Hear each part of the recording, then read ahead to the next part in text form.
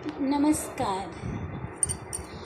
मैं वंदना GSM college की YouTube channel पर आपका स्वागत करती हूँ।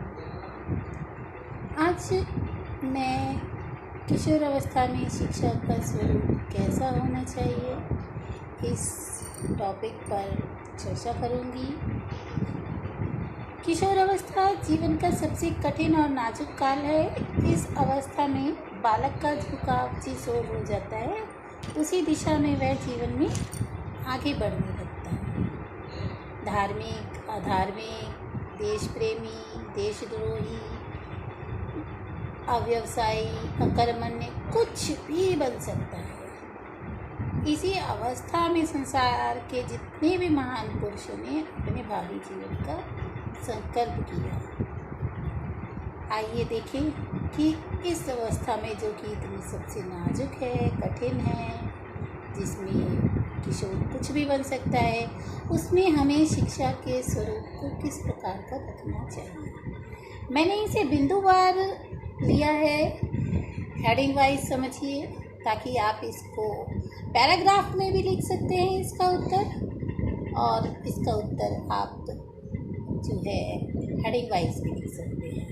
ये आपके ऊपर निर्भर है। मैंने सिर्फ इसे समझाने की कोशिश करी है कि किशोर अवस्था में शिक्षा का स्वरूप कैसा होना चाहिए। इस बिंदु पर सबसे पहला जो मैंने ध्यान देने वाली बात कही है वो है शारीरिक विकास के लिए शिक्षा।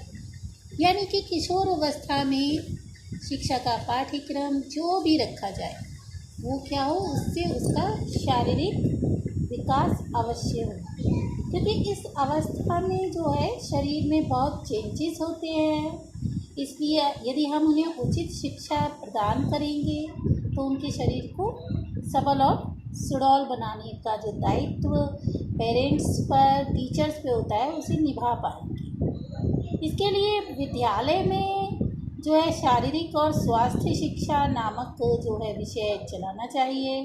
विभिन्न प्रकार के बालकों को शारीरिक व्यायाम कराने चाहिए और खेल कूद की व्यवस्था विद्यालय में रखनी चाहिए। दूसरा पॉइंट लिया है मानसिक विकास के लिए शिक्षा। जिस प्रकार किशोर में शारीरिक परिवर्तन होते हैं उसी तरीके से इस अवस्था में मानसिक परिवर्तन भी बहुत हो जाता है। तो किशोर की मानसिक शक्तियों का सर्वोत्तम और अधिकतम जो विकास हो, इसलिए शिक्षा का स्वरूप उसकी रुचियों के अनुसार, दृष्टिकोण के अनुसार और योग्यताओं के अनुरूप होना चाहिए। इसलिए जो है उसकी शिक्षा में जो है कला, विज्ञान, साहित्य, भूगोल, इतिहास, बहुत सारे ऐसे सामान्य जो स्कूली सब्जेक्ट्स हैं उनको शामिल करना चाहिए। इसके अलावा जो है ऐतिहासिक, प्राकृतिक, इस तरीके के स्थानों का भ्रमण की भी जो है शिक्षा में व्यवस्था होनी चाहिए। और जो उसकी रुचियां हैं, कल्पनाएं हैं और जो वो सपने देखता है उसको साकार करने के लिए कविता लेखन, साहित्यिक गोष्ठी, पर्यटन या और जो है पाठ्यक्रम सहगामी जैसी क्रियाओं को कराकर उसका मानसिक विकास किया जाना चाहिए। अगला है संवेगात्मक विकास के लिए शिक्षा। किशोर में अनेक प्रकार के संवेग जो है उत्पन्न होते रहते हैं। कभी किसी प्रकार के संवेग से वह घिरा रहता है, फिर कोई दूसरा संवेग प्रकट होने लगता है, यानी संवेगों से उसका संघर्ष होता रहता है। अब ये सारे संवेग, कुछ तो संवेग उत्तम होते हैं और कुछ संवेग निकृष्ट होते हैं।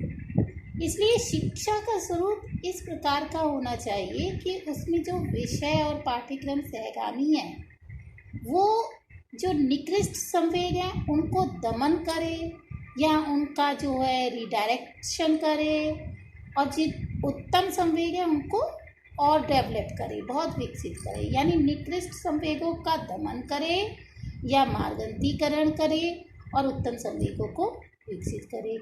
तो इस उद्देश्य से उसके लिए कला का विषय, संगीत का विषय, सांस्कृतिक कार्यक्रम जैसे जो हैं संचालित किए जाने चाहिए शिक्षा की व्यवस्था में। अगला है सामाजिक संबंधों की शिक्षा। क्योंकि किशोर जो है अपने समूह को सबसे ज़्यादा महत्व देता है, वो जो है अपने समूह को महत्व देता है, उसके जो समूह में जो भी व्यवहार होते हैं, जो भी आचरण होता है, उसी को वो सीखता है।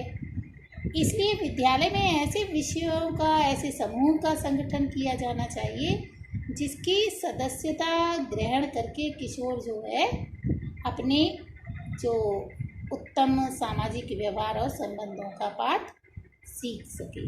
इसके लिए सामूहिक क्रियाएं, सामूहिक खेल और जो एक स्काउट विषय है, आप लोगों ने सुना होगा, वो भी जो है सामाजिक संबंधों की शिक्षा देता है। अगला है व्यक्तिगत विभिन्नताओं के आधार पर शिक्षा। सारे के सारे मनोवैज्ञानिक ये मान चुके हैं कि व्यक्तिगत विभिन्नताएं और आवश्यकता के अनुसार जो है शिक्षा का स्वरूप होना चाहिए। तो हर किशोर की व्यक्तिगत मांग पूरी की जा सके, विषयों को इस प्रकार से विभाजित होना चाहिए। अगला है पूर्ण व्यावसायिक शिक्षा। एक किशोर बड़ा होकर क्या है, वो अपनी जो ज़रूरतें हैं, अपनी आवश्यकताएं हैं, स्वयं पूरा करना चाहता है। तो अपने भावी जीवन में किसी ना किसी व्यवसाय में तो वह प्रवेश करेगा ही, योजना बनाता है, लेकिन वो ये नहीं जानता कि कौन सा व्यवसाय उसके लिए सबसे अधिक उपयुक्त होगा। इसलिए इस बात का ज्ञान प्रदान करने के लिए जो है स्कूल में कुछ जो है व्यवसायों की जो है प्रारंभिक शिक्षा दी जानी चाहिए। जब वो प्रारंभिक शिक्षा से गुजरेगा कि इस व्यवसाय, इस क्षेत्र में ये व्यवसाय हो सकते हैं, तो वो अपनी रुचि के अनुसार उस व्यवसाय का आगे जाकर चयन कर लेगा। अगला है जीवन दर्शन की शिक्षा।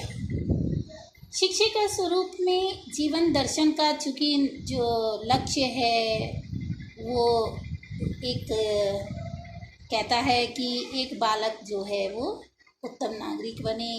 इसके लिए किशोर अपने जीवन दर्शन का निर्माण करता है। उसे उचित अगर पथ प्रदर्शन नहीं मिले तो वो क्या है, अपना जीवन दर्शन निर्माण नहीं कर पाता, और वो किसी ना किसी को देखकर जो है बस उसी के अनुरूप अपना उसका खुद का स्वयं का दर्शन नहीं उत्पन्न हो पाता है। तो शिक्षा का स्वरूप ऐसा होना चाहिए कि उसके कुछ स्वयं के नैतिक, धार्मिक, व्यावसायिक जो भी है उसके स्वयं का दर्शन हो, उस क्षेत्र में कुछ ऐसी बातें सिखाती हुई शिक्षा का स्वरूप होना चाहिए। अगला है धार्मिक व नैतिक शिक्षा। धार्मिक और नैतिक शिक्षा बहुत आवश्यक है। किशोर के मस्तिष्क में जो है विरोधी विचार में निरंतर द्वंद्व होता रहता है, तो उचित व्यवहार के संबंध में किसी निश्चित निष्कर्ष पर नहीं पहुंच पाता। तो निष्कर्ष पर पहुंचने के लिए आवश्यक है कि उसे धार्मिक और नैतिक शिक्षा दी जाए, ताकि वह उचित और अनुचित में अंतर करके अपने व्यवहार को जो है समाज के नैतिक मूल्यों के अनुकूल बना सके। अगला है यौन शिक्षा यानी सेक्स एजुकेशन। किशोर बालकों और बालिकाओं की जो ज़्यादातर समस्याओं का संबंध जो है वो फिजिकल होता है, क्योंकि उसमें हार्मोन्स निकलते हैं, तो इसलिए विद्यालय में इस प्रकार की शिक्षा की व्यवस्था होनी बहुत आवश्यक है, ताकि वो इसको लेकर किसी भी विषय पर जो है वो अनुचित व्यवहार या अनुचित तरीके से अपनी इस आवश्यकता को पूर्ण करने के लिए जो है लालायित या कहना चाहिए मार्ग विचलित ना हो। अगला है बालक व बालिकाओं के पाठ्यक्रम में विभिन्नता। बालकों और बालिकाओं के पाठ्यक्रमों में विभिन्नता होना बहुत ज़रूरी है, क्योंकि जो किशोर हैं वो बालक और बालिकाओं के भावी जीवन जो है समाज में विभिन्न कार्य करने के लिए भिन्न भिन्न थोड़े से होते हैं। ऐसा समझ लीजिए बालकों और बालिकाओं की कुछ रुचियां जो हैं स्वाभाविक रूप से क्या होती हैं, भिन्न होती हैं। तो इन स्वाभाविक रूप से भिन्न होने के कारण जो है बालक और बालिकाओं की जो पाठ्यक्रम में विभिन्नता होना आवश्यक है। अगला है उपयुक्त शिक्षण विधियों का प्रयोग। जो किशोर में स्वयं परीक्षण करने की, निरीक्षण करने की और विचार करने की, तर्क करने की, ये सब जो है वो प्रवृत्ति होती है। वो जो है अपने आप ही परीक्षण करेगा, तर्क करेगा। इसलिए शिक्षा देने के लिए जो है परंपरागत विधियों का प्रयोग नहीं करना चाहिए, क्योंकि एक किशोर के अंदर जो है ग्रंथियाँ बैठ जाएंगी। यदि वो उनको निकाल कर तर्क नहीं करेगा तो उसमें ज्ञान में वर्धन नहीं हो पाएगा। और सिर्फ सुनते रहना, पहले जो है टीचर बोलता था, स्टूडेंट सुनते थे, तो एक इस तरीके की विधि को थोड़ा सा चेंज करके जो है प्रदर्शित कर देना चाहिए। तो विषयों का जो शिक्षण है वो व्यावहारिक ढंग से करें और उनका दैनिक जीवन की बातों से क्या करें, डायरेक्ट रिलेशन स्थापित करके जो है उनको बताना चाहिए, शिक्षा देनी चाहिए। जितना आप उनके दैनिक जीवन से उनको रिलेट करके पढ़ाएंगे उतना ही वो ज्ञान अपना जो है ले सकेंगे। अगला है किशोर के प्रति वयस्कों सा व्यवहार। यानी कि इस उम्र में क्या होता है, जब बालक एडोलसेंस एज में होता है तो ना तो वो बालक है और ना ही बड़ा है, तो वो बालक के रूप में अपने आप को बिल्कुल नहीं चाहता कि मुझे बालकों के जैसा मेरे साथ व्यवहार हो। वह चाहता है कि मेरे साथ वयस्कों सा व्यवहार हो।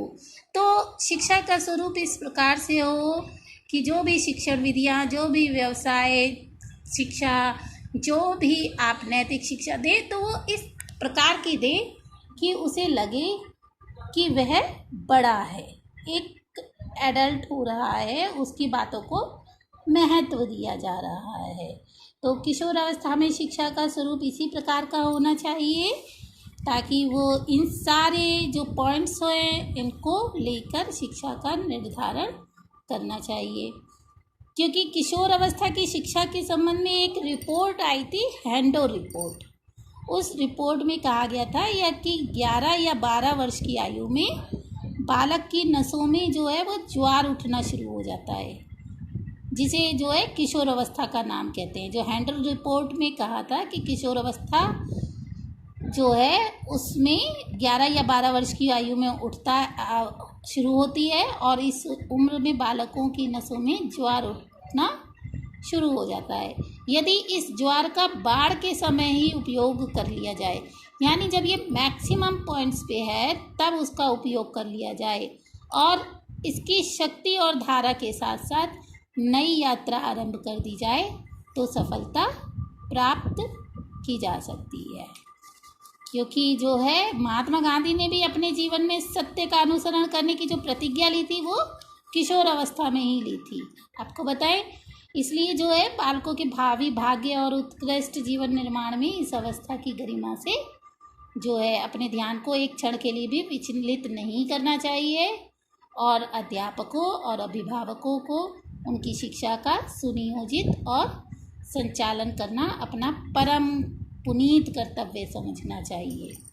और अंत में वैलेंटाइन के इस वाक्य को अपना आदर्श सूत्र मान लेना चाहिए कि मनोवैज्ञानिकों द्वारा बहुत समय तक उपदेश दिए जाने के बाद अंत में यह बात व्यापक रूप से स्वीकार की जाने लगी है कि शैक्षिक दृष्टिकोण से किशोर अवस्था का बहुत ज़्यादा महत्व है।